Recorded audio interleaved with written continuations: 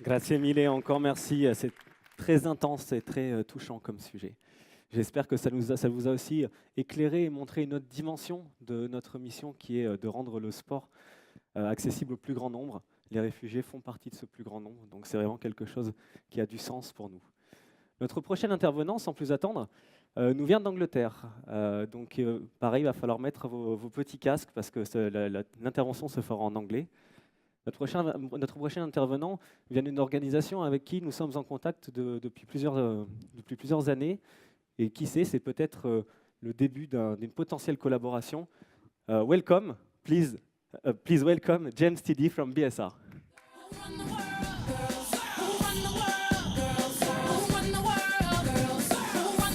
Yeah. Hello. Is this on? It's working. Hello, everyone. Hi. It's great to be here. It's great to talk about the Her Project whenever I get the opportunity, and doing it with brands and large organizations like Decathlon is especially pleasurable. Talking to the workers themselves, the teammates, is also an honor. I hope that I can give you some idea of the kind of work that we do inside of the Her Project, but what I've actually been asked to do is help you unpack a question, which I hope we can all take part in a little bit later on. That question is, what is the true value of investing in women workers?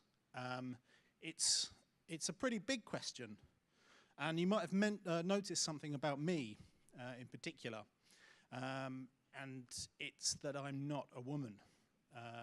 Which is a really pertinent point. I'm a man. I have extraordinary privilege in my society. Men have privilege all over the world, but men are also required to take part in empowering women, and it's very important that we do take a role in that, and we'll touch more on that a little bit later on. I do work on the Her Project, which is a privilege and an honor to do so. There are many other projects like the Her Project, I would say, with differing qualities and values. I would recommend that you go out there and take a look and see what else you can find out there. But today I'm going to be concentrating on the Her Project. And it gives me, as a man, as an individual, someone that lives perhaps at this end of a supply chain or a value chain, I have the honor of working on the project and understanding and learning more about the experiences that women have in those circumstances, and I hope that we can share some of that today. So what is the true value of investing in women workers? It's a big question, like I mentioned. Luckily, there's some really intelligent people out there who have already answered it for me. Apparently, it's $12 trillion. $12 trillion to global growth. That's from 2015. It was put together by a group of people working at the McKinsey Global Growth Institutes, and they projected that between 2015 and 2025, 11% annually can be added to global growth if women's empowerment activities take place appropriately. So that's if we invest correctly in women workers. So I could, at this stage, put the microphone down and walk away and say, there we are, that's the value of investing in women workers. But I think what's a more interesting way to use our time today is think, well, that's a heck of a lot of money. It's a ridiculous amount of money, more than I can even conceive of what to do with. How would you even go about thinking where that comes from, how to spend it, all of those things. So I'd like us to think a little bit about how we unpack that and think about some of the other values that we might like to think about as well that can contribute towards that or perhaps have value in and of themselves as well. At the Her Project, we work with a number of different values. Our current tagline, our strapline is in empowered women, dignified work, and better business. And really that's the focus of what we're doing. We're empowering women to give them dignified roles in a productive way in working life and improving business at the same time. So it's not an either-or question. The outcomes can be beneficial to everyone involved. And I really do believe that that's the case. I hope everyone recognizes this map. I stole it from your sustainability report, 2016, and it's a map of all of your supplying countries, at least in 2016 when it was written. There's also a quote at the top or a statistic. I've gone light on statistics. Numbers tend to baffle people. So there's not much in the presentation in terms of numbers today. But this one's really important. It talks about the number of women who are working in the ready-made garment industry. That's only one part of your product selection, I know, but it's a very important part. Around about 68% of workers in ready-made garment manufacturing are women, and that's a significant number. When we look at the pink countries in the bottom, when we look at India and Bangladesh, where I know you have a number of suppliers, we're looking at about 60% of workers in India are women, and in Bangladesh it's even higher, it's 80%. So there's a real importance there to understand the value that is being provided to Decathlon by these women, and the circumstance that they're under. So India and in Bangladesh, their economies are growing at a rapid rate, and to really industrialize and take advantage of all of the opportunities and the wealth, the resources that they have, they need these women to work for them in factories to produce clothes that they can export for international exchange for dollars, for euros, whatever else it is. Unfortunately, they're presented with this wonderful opportunity to draw a salary, to draw a wage.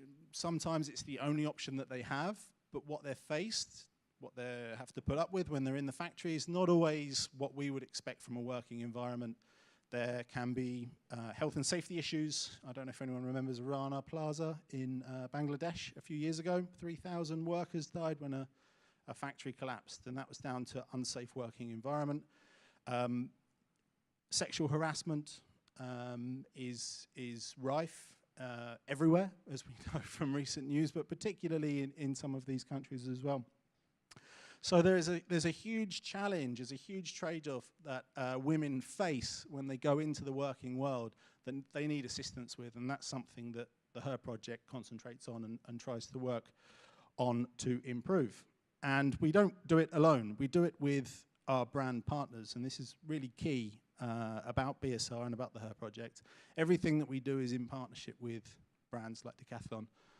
Brands that understand the value of women workers and the value which investing in them can return. I'm sure you recognize some of those brands on there. Some of them you might not. They're from the US and all over the world. So it's a truly global program. We work together in a number of different ways. We work together, on 3 different pillars, as we refer to them: Her Health, Her Finance, and Her Respect. Her Health is the most well-established pillar of the Her Project, and what it does is it works to overturn assumptions, stigma, social norms. In fact, all 3 of the pillars work to overturn social norms, much like we saw in the previous videos around girls not being able to play sport, for instance. We'll go into a factory and we'll work directly with the women there to get them to understand their rights and understand services that are already available to them, or perhaps even support them to develop new services as well. So with Her Health, that's about informing them of certain types of health knowledge, basic health knowledge that they might not be aware of, informing them of what is already available to them and how to interact with those services. With Her Finance, it's about basic financial planning, understanding that anyone can open a bank account, and in fact, there is not really many countries in the world where that's beyond anyone these days, so why aren't more people doing it? There's still 2 billion people in the world that are unbanked, 2 billion poor people in the world that are unbanked. So Her Finance is focusing on supplying that kind of information directly to workers so that they can make astute decisions for themselves about how to look after their money. There might be other financial services available, there might be a need to borrow money, for instance. There's a choice to be made. Do they go to the local loan shark who chooses to, add on 1,000% APR every single year, or do they go to a reputable bank and understand those services and select the services which are more appropriate to themselves?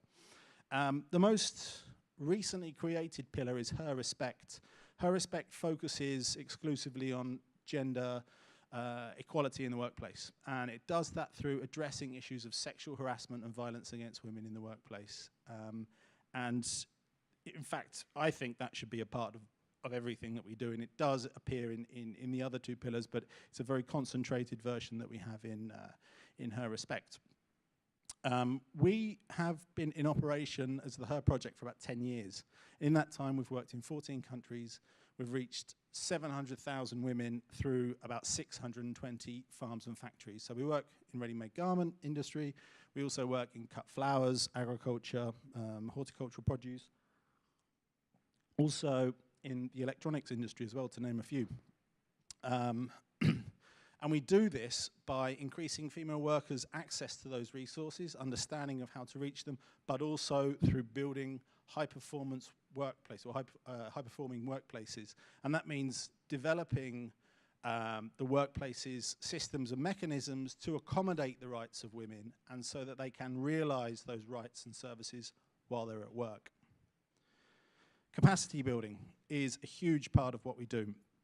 It's a word that vaguely means a lot of different things. Specifically on the Her Project, it means an approach that we have, other programs use it as well, called the peer education approach. And with peer education, what we do is we go into a factory, we select about 3 to 5% of the working population, and we teach them to become the educators. So we give them the means to educate people, we give them the skills and techniques needed, and we give them the lesson plans as well. So they're learning about the subjects themselves, but then they're empowered to go out to their workplaces, they're given time and space to do so as well. They work directly with their colleagues to spread that message. That message then continues to move from the factory into communities and into their homes as well. So it spreads throughout the local community as well. And as mentioned before, it's crucial that we also work with the companies that they work for. So particularly with topics like sexual harassment, as we'll find out later on, there's a need for the rest of the organization to accept that kind of change. So those guys that stood around the volleyball court, they need to change their perceptions before the girls can start playing as often as they like to. And it's the same in a factory setting. Sexual harassment and abuse, gender-based violence is only going to stop when the perpetrator realizes what they're doing and that they shouldn't be doing it anymore. The women can speak up, but of course it's a two-way thing. So, what is the true value of investing in women workers? We've still got that $12 trillion question or answer, I suppose we can call it, of sorts there, but there must be other types of values that we can think of to list underneath there as well, and that's why there's a number one there. You can probably guess there's going to be a few things that are coming up, and maybe you've even got an idea about what they might be at this time. If I was to break down what we've just spoken about in terms of the Her Project, I would break it down into 3 different things. Access to resources, as mentioned before. So that's knowledge of how to reach out to vital services within the community, perhaps within the workplace, and knowing enough about your own circumstance, about the symptoms that you're experiencing and the severity of them, to be able to first approach a medical professional and seek help and have a conversation with them about it. It's very important, and it's beyond a lot of people. With financial services, it might be the understanding that the bank manager works for you, you know. So going into a bank, there's a guy probably dressed similarly to me, perhaps there's a guy in a suit or in a uniform. Most of these people won't feel that they're in a position to even to be able to talk with him or to exchange any kind of relevant information with them about their circumstance. So it's all about developing that access and supporting their understanding of it. Once they've got well, before I go to that, we'll talk about Reshma. Reshma is a peer educator in Bangladesh, and she had the wisdom through the Her Project. She received the wisdom to be able to identify symptoms of a disease within one of her colleagues. And she convinced her that she needed to go to the doctor through sharing this information. But not only did she realize she had to go, but because it was a sexually transmitted disease, her husband should also go as well. And in this instance, Reshma actually went to the home and she spoke with the husband and wife together and explained the circumstance. They were then able to take the course of action that was required and go and seek treatment and become completely and resolve the issue. So that was quite something. And that's based, is related to agency, which is the next point I'd like to come to. Agency, just to recap, I'm sure everyone knows what it is. It's the ability to choose appropriate options, or have those options and choose them wisely. So, with medical products and services, that might well be something that's obvious. You go to a doctor, you get well. With financial services, it's a little bit more difficult. You might need to be a little bit more discerning about the source of the product or service that you're taking on board. So that really is about educating people around the landscape in which they're operating and letting them know that there's lots of different options available and that they should choose the right one that's appropriate to themselves. Marina, for instance, she is a worker in a factory in India, and she had the misfortune of having her house robbed, and most of her valuable possessions were removed by whoever it was that took them. But luckily, because of her finance, she was able to understand that the banking system was available to her. She was able to move her money from underneath her mattress, literally, physically, into a bank account. And that meant, although she lost a lot of valuable assets, you know, really, really important assets of her own, she did have that money left to start again. Without that kind of intervention, who knows where she might have been afterwards.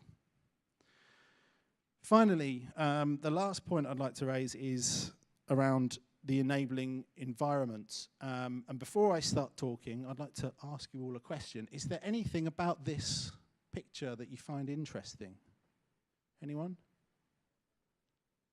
I can't. Yes, yeah, indeed, indeed. They're men in a women's empowerment class, and to some this might seem strange. But as we know from the videos that we saw from UNHCR and from what I've said beforehand, it's just as important to teach those men the rights of women so that they can respect them. Almost as important as teaching the women themselves. And that's really what we mean about creating an enabling environment. These guys are probably supervisors, although 80% of women in Bangladesh and 60% of women in India make up the workforce in production lines. Almost exclusively, the job of supervisor is almost exclusively a male job. And that means that any challenge that they face goes through these guys. Any kind of communication that they need to make around a challenge that they face at work from their colleagues or from perhaps anything else to do with home life goes through these guys. So if they're not understanding of the circumstance of women and why they need to have a different outlook, then you can almost maybe not forget about those other activities, but they become a lot more difficult. So that enabling environment is about teaching men. It's also about strengthening systems inside of the business as well. So the business will have perhaps a reporting mechanism for certain certain activities or misdemeanors, let's just say for sexual harassment, for gender-based violence. We'll take time to work with the factory to make sure that those processes support and protect the rights of women as well. So combined with male education and with, of course, the education for women, we're able to cover all of these bases. And this is Nadira. She is a worker from Bangladesh, and she's making a lot of statements here in a quote. I won't go over all of them, but I'll summarize in saying that she is sure that girls have as much of a right to an identity and to equal opportunities as men do. And this is through the education that she received on the Her Respect program. So I think it's a really valid point. And perhaps most importantly, as I said before, I think the Her Respect curriculum should run through everything that we do, and it does. And that's because it's about rights, and it's about people understanding what should be available to them and what they should protect for other people as well. So the value for women of investing in women workers is huge, I would say. It's a really big part of it. A lot of these points will actually add to economic production as well, and we'll come to that a little bit later on. But I like to think about this as perhaps having innate or a value of its own. So once you provide access to critical services, if they're health or financial, or perhaps better understanding of the legal framework, then you're enabling that woman or indeed that man to empower themselves to understand and take those decisions, use their agency more effectively. They become better citizens, and they're almost certainly going to be more happy for the fact. By busting myths and misconceptions and stigmas, we're able to dispel those ridiculous ideas, and I'm sorry if anyone disagrees with me about girls being able to play sport, or women only having certain roles in the workplace, or perhaps a stigma that's attached to HIV and AIDS, which precludes a woman from coming to work, or something along those lines. Planning for the future, it's related to agency once again. If you're able to look forward and you're able to say, let's choose to have less children through family planning methods, that has a knock-on effect to your finances, of course, and we all know that the world is filling up and we need to slow that down as well, so there's a greater value there. And once again, it's all about awareness raising, and it's about the rights and the significance of creating a gender equal environment for women to be able to flourish and contribute as much as they possibly can to this $12 trillion solution, let's just say this $12 trillion answer. So, what is the true value of investing in women workers? $12 trillion, of course, we all know this, I keep hammering on about it. But also empowered women, which contributes to producing that $12 trillion figure.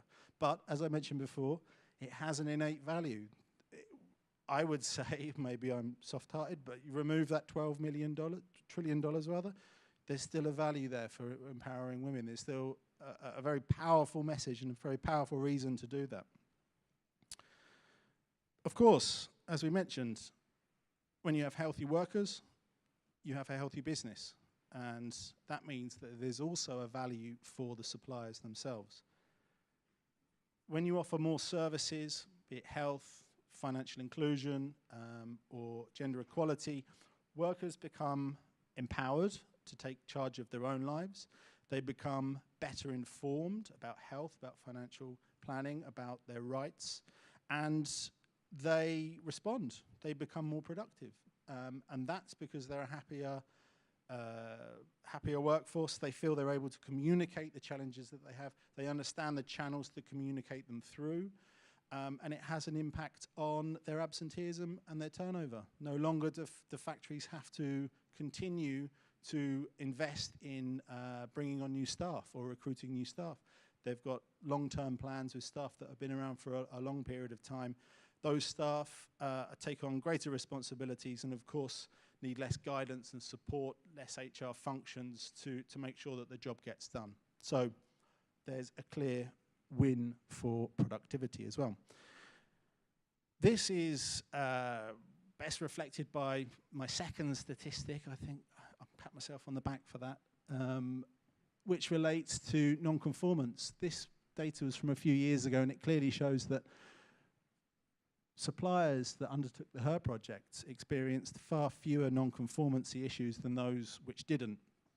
And that leads us on perhaps to the point after this slide. But before I go there, I'd like to come to one of my final statistics in that in the same study, we found that for every dollar invested in the HER project, $4 of productivity was returned at the supplier level.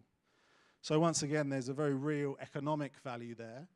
But I would also like to draw your attention to the fact that working in a nice working environment is something everyone should have. It's not something that has a simple economic value to itself. We should all want to go to work and enjoy the environment that we're in. So there is once again an innate value to improve supplier performance, which is number 3 on the list. Finally, the brands, Decathlon, those 50 other brands that we spoke about beforehand that really do push the HER project through their supply chains. There's a value for them as well. And if you were cynical, you would say, well, it's just for customer recognition. It's just for just so we can sell more products. And I wouldn't disagree with that. You know, if you were to make that statement, it's not something that you can disagree with. There is a benefit for brands that comes from working with these kind of projects, and they get rewarded for it, and customers respond. But that's just one part of the chain of value that runs and starts with the brand all the way through to those women at the end, that links everything together. Through lowering non-compliance, non-conformities, let's just say in conformity issues in the supply chain, they're able to create greater transparency between suppliers and the buyer. And that means that perhaps supplier management improves as well. So instead of having 5 or 6 suppliers on the books, you only need to have 2, because you know that those 2 that you have are reliable and you're able to understand exactly what they're doing. So you're reducing the amount of time you're spending managing those suppliers. You're reducing the amount of time you're spending worrying about whether those suppliers are able to come to you with what you've asked for, exactly what you've asked for. So there's definitely a value there as well. Also, brands are able to uphold, brands and other international stakeholders, I should say, not just brands, but other international stakeholders, are able to uphold global commitments such as the SDGs that we saw earlier on. So their global vision for the way the world's going to get better. And projects like the HER project aspire to support commercial and other stakeholder interests in achieving or helping to achieve those higher set goals. So that would be my complete list. I think we kind of covered a lot there, but I'm wondering, is there anyone in the room that thinks that they can add to that list? Or perhaps is there a value on there which they think might need to be changed or altered or even removed? I'll pass it over to you. Does anyone have any questions?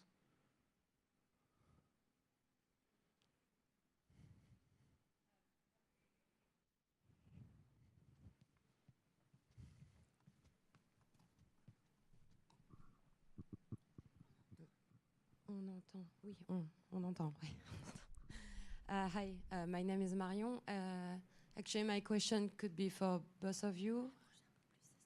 Ouais, for both of you. Well, thank you for being here. I have a question about the brands that you work for.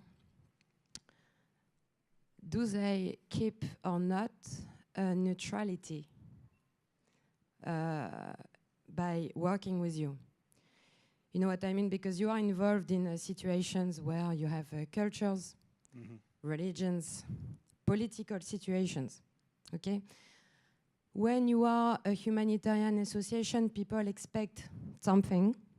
When you are a brand, people expect maybe different things.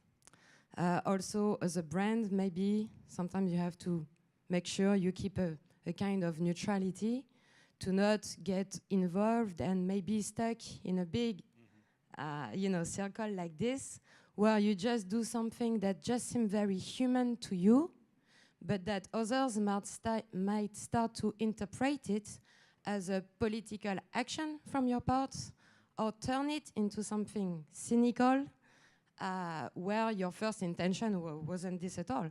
But it's very easy to just flip the situation against you and get a huge misunderstanding. The brands you work with, so how, it's difficult for me to actually turn my question, but how would you get involved in a very human way and manage to keep also some kind of a neutrality to say, we're not here to educate the world. This is not what we're actually trying to do. We are more humble than this, is more participating to a better world and being more responsible in everything that we do along all these evolutions that you contribute to. I think there's a job for you in our communications department. Sorry? I think there's a job for you in our communications department. Shall I answer that first? I think that it's a really interesting question, and I have to say there's a lot to the HER project that I've not been able to cover in this time because I'm trying to answer this very important question. We don't just implement the HER project, we do a number of other things as well.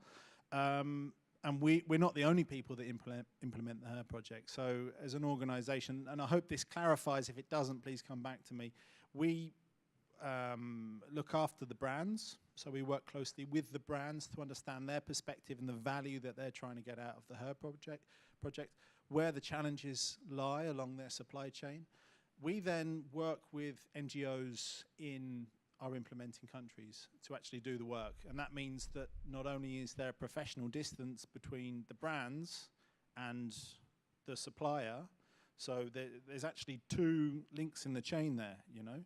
So we rely on the brands to go to the supplier and say, right, you must do this. A lot of the time, they even pay for it. But in terms of the feedback mechanism, we then have our local partners who are subject matter experts. They're experts at peer education, and they do the implementing, and then BSR checks up on them, essentially, or checks their work on behalf of the brands, and then we report back out to the brands. So there's this very large feedback circle, which creates, I would argue, a healthy amount of professional distance or separation between different tasks. Does that answer your question? Yeah, not fully. Okay, second part. Yeah, but my question was quite, big, I think. Okay. I think there would be many different answers. You want to try? Maybe Francis. But we had another question also over there Okay. from Cathy, I think.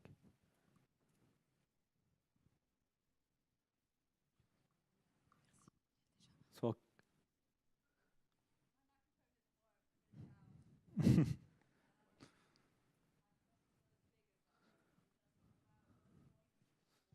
Uh-huh.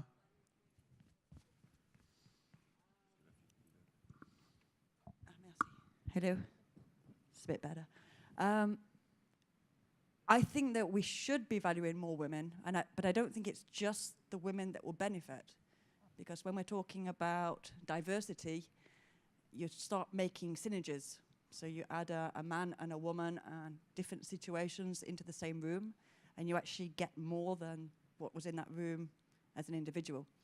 So I think it's not just the power of educating women, it'll actually educate more men and educate the whole world, in fact, when we're a little bit more diverse. And I think that's a big point that we need to add there also. I completely agree with you.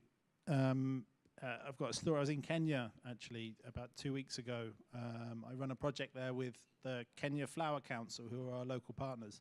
And what we're trying to do there is actually get local farms to buy into the project themselves. And we have a lot of them that come to that session, to a session that I run once a year, and they tell us exactly why they like the program. And the one quote that stands in my mind, it blew me away actually when I heard it, is that there was a young guy, he worked in the HR department at one of the farms that had undergone the project.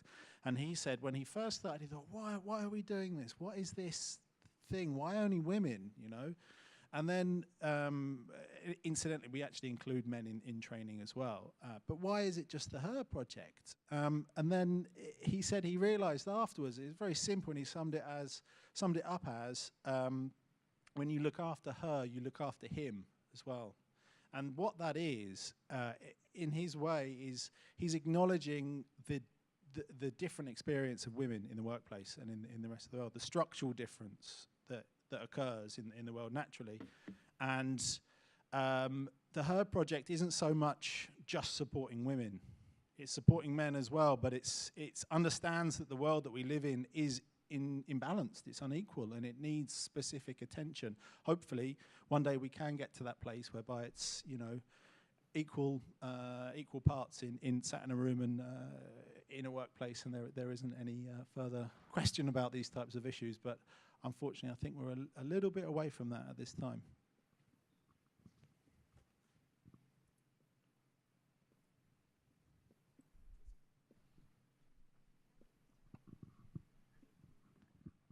Hi.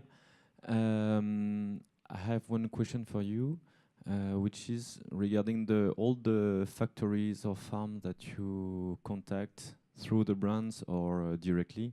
Do you receive a lot of are there a lot of them who just refuse to work with you because they just want, and how do you react in these cases?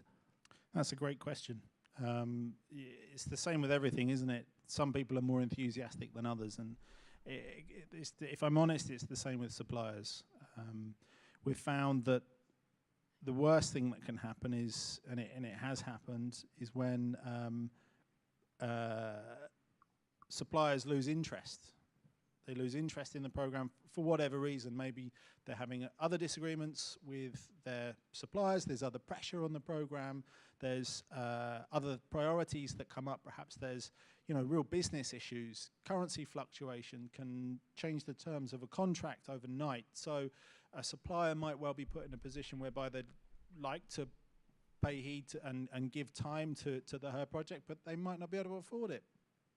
So in that circumstance, it's really important for us that the brands, when they are present, play a strong role in supporting the Her project and working with the suppliers to be able to help them through those hard times. And that's what I was talking about with transparency and open communication, because there is a productive benefit to these activities, but it does take a little bit of investment to get there. And it takes some suppliers slightly more effort or more time to do that.